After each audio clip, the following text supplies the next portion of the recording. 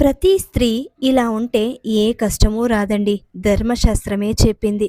సుమంగళి స్త్రీలు నెత్తిన కుంకుమ లేకుండా ఎప్పుడూ ఉండకూడదు. 2 చేతులతో తల గీరుకోకూడదు.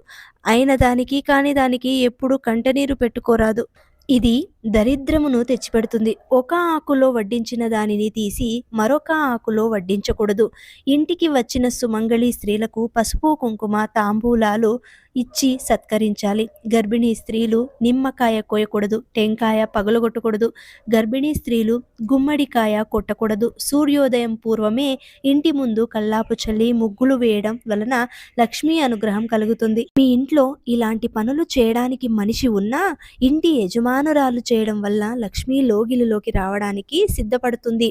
చేతితో ఎప్పుడు అన్నం కానీ, ఉప్పు కానీ, కూరలు కానీ వడ్డించుకోకూడదు. ఏ వస్తువైనా ఇంట్లో ఉండి కూడా లేదు అని మాత్రం అనకూడదు. నిండుగా ఉంది